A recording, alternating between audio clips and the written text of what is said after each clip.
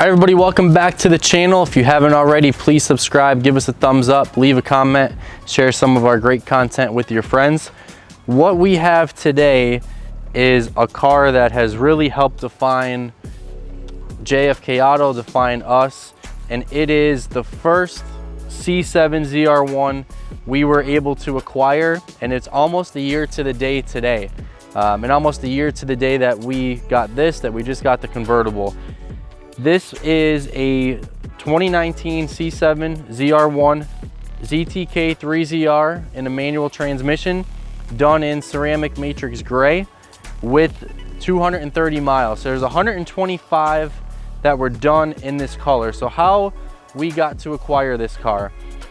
Last year, a friend of ours reached out that they were looking for a ZR1 with the manual transmission. He beat me to the car by about a day. I located the car online. I contacted the person who was advertising it for the owner, and it was sold. So they said it went to the East Coast. So right then I had an idea who had it, got in touch, and it was indeed the person who I thought purchased it. We were able to reach a trade deal. We had a 2011 Super Snake, which was super rare, one of one, and we got this car in. Only because we had every intention on selling it. I had the car sold, and at that time last year, I mean, the cars were doing right around $130,000. That was the market for this particular car, and as everybody knows, they've just gone absolutely crazy since then. So it came in, we had it sold. I was waiting for a deposit from a gentleman, and the deposit never came. Then we did a little bit of research. We had one of our friends who owns a dealership out in Pennsylvania, middle Pennsylvania. He got back to us and told us that the car breaks down to be one of one. Once we found that out, we didn't want to sell it. We did wind up hearing back from the gentleman who wanted to purchase the car, and he was ready to come out and buy it. And at that time we said the car is no longer for sale. So the car breaks down to be one of one, 3ZR ZTK in a manual transmission with comp seats. I think it's like between 1 and 5, 1 of 8, somewhere between there. I have the paperwork that breaks it all down. With that, with the blue stitching, the carbon flash wheels, the carbon flash mirrors, it breaks down to be one of one. So it was the first ZR1 we got. Obviously we didn't sell it. From that point till now, I mean, so much has changed. It's kind of, you know, interesting to kind of think back on where we would be if we didn't get this car. Would we be this involved in the ZR1 market? Would we have had as many as we did throughout the last 12 to 18 months? And the answer to that is probably not. So this car, extremely special to us, extremely special to me, being the first one we got. Love the spec, love the color. And honestly, when we got the car, we had no intentions on keeping the car. I mean, we haven't kept any car in all the years that we've been doing it, and this was the first one that we kind of said, all right, we're going to tuck it away, it's not going to be for sale. And now we're just kind of building with that in the convertible to match it. So this car currently has about 230 miles on it. We took it out last year, we did some videos with it, wanted to pull it back out today and go over, you know, the story of how we were able to acquire it, along with some of the options, because it's been a year. A lot has changed in the last year market wise with these cars. I was just talking off camera with Jeremy and my dad. I have yet to see another ceramic matrix gray in a manual in the last 12 months since we got this car. It's just a color you don't see. 125 were made in the ceramic matrix gray color that were coupes, only 12 in a convertible. So with the car, we'll go through everything here. Start under the hood like we do. You have the LT5 supercharged engine, which is covered entirely with the carbon fiber. The big hole in the hood here to help fit all of that horsepower underneath the hood. You have 715 pounds of torque, and again, it's matted to that 7-speed manual transmission. Only 744 coupes were made in a manual transmission for the 2019 C7 ZR1. Just got noticed the other day that only 586 of those 744 are actually ZTK cars. How many of them have comp seats, which is also highly desirable. You're talking even limited numbers there. How many of these cars at this point were wrecked, were abused, really driven? You know, the collector cars for this particular model in a manual transmission are either all sucked up, and if not, obviously they're going up in value because they're just hard to find.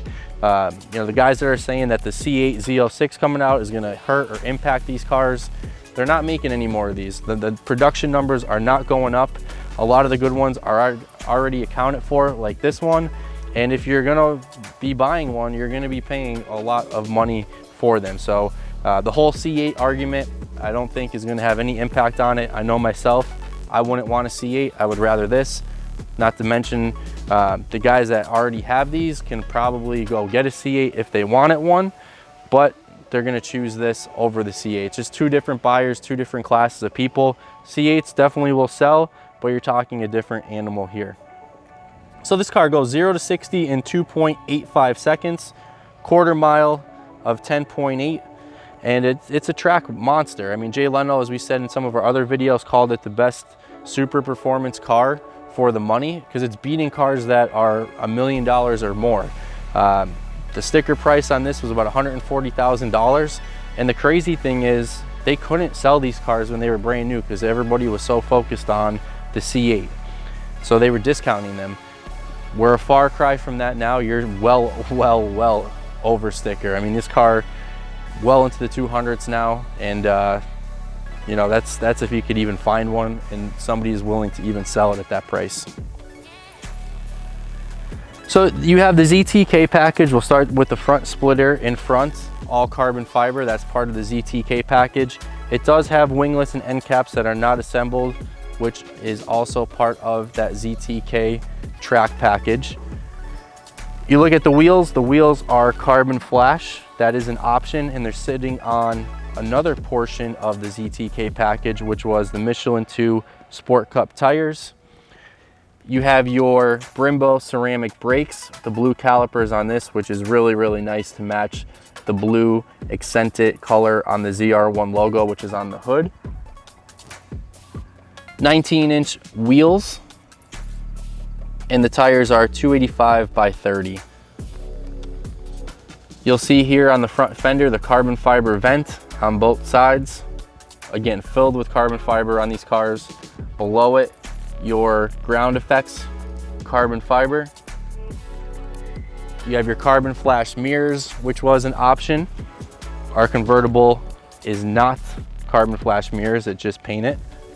You have your carbon fiber target top that is removable, giving you a nice look when the top is off. If you're somebody who likes the coupe lines and still wants to have some you know, airflow coming in, you can remove that target top. Gives it a good look. As we move inside, the nice door plates there, door sill plates, Corvette with the Corvette flags. You have your stitching, blue stitching on the car in here with your competition seats and in the door jambs, which was an option. This car is also going to have the suede inserts, just like the convertible does as well. That was an option, but there was no added fee for that. You can choose between standard leather all the way through or the suede. Personally, I like the look and feel of the suede when you're in it. Your steering wheel is going to have that as well with the carbon fiber steering wheel. Suede inserts with your competition sport seats, even with the carbon fiber around the headrest, gives it a great look. Comfortable seats if you're you know, not a bigger guy, that you can fit tight in there, but the aesthetics of it really look good. To me, a lot better than just the standard performance seats.